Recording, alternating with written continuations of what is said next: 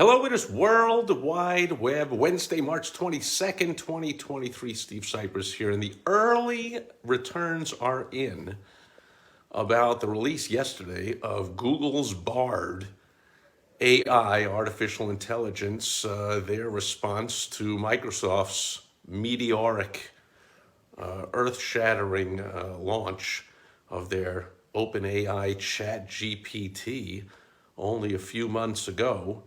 And now people, a lot of comments, a lot of responses yesterday to, I talked yesterday about the release and gave some third party, or is it second party, some things people told me about using Bard and how it compares to Bing's ChatGPT. And people are asking, why do I keep saying other people are telling me? Because I refuse to use Google search engine, Google being an extremely evil company, and I just refuse to use the search engine. So that doesn't stop me from making money with it and helping clients make a lot of money with it. It doesn't mean I have to use it myself. And so I spoke to a whole bunch more people today, and the verdict continues to be disappointment, comparing Bard to ChatGPT. So people telling me, they probably weren't ready to release this yet, and they just rushed it because of Bing and ChatGPT taking the world by storm, and Bing coming out of nowhere to be an extremely minor search engine with single-digit percentage use, low single digits, like I'm talking 3% maybe, of searches online done through the Bing search engine before they incorporated ChatGPT into it, and now Google sees it, and rightly so, as a big threat to their dominance in the world of online search. So Bard, being attached to the world's most popular, largest search engine, you would think could be a lot better at pulling up results, and yet people are sharing with me their disappointment in a lot of limitations, a lot of things that Bard just could not do and could not find for them.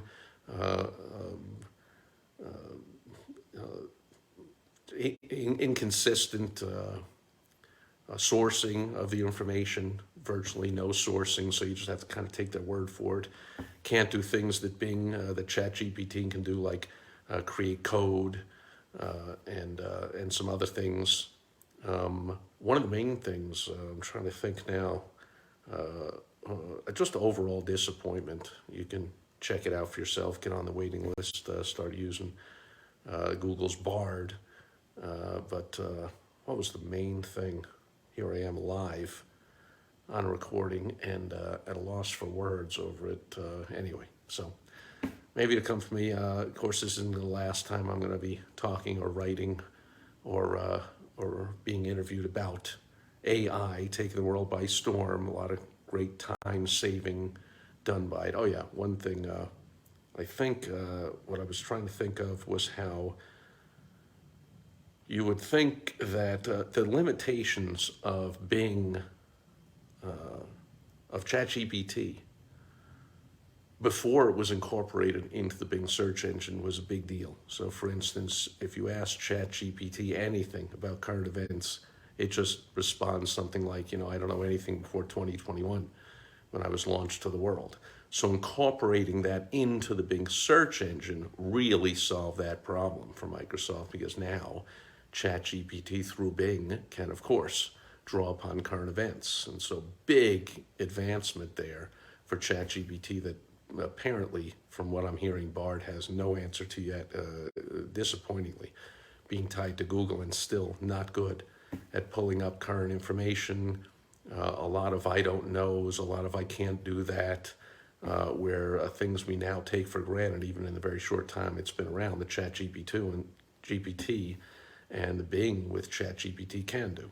Anyway, all around, again, as I said yesterday, it's great news that we now have big companies competing with their AI, which means they will improve, and get them better and better and better and better, which is good for all of the users, of course, as long as you know how to use it right.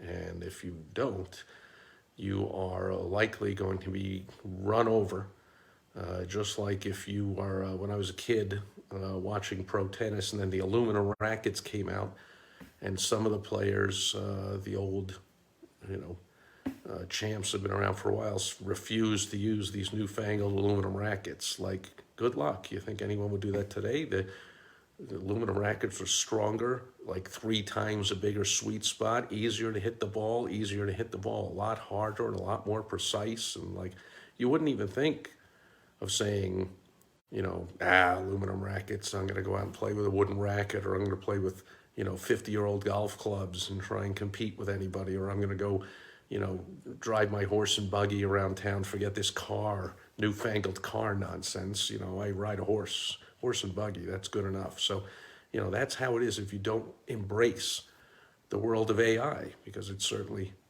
taking the world by storm and changing a lot of things. And so you're kind of going to get run over if you don't learn how to use it correctly. I have a client who has a spectacular, fantastic course that he's always updating on how to make money for small business owners using AI, using ChatGPT.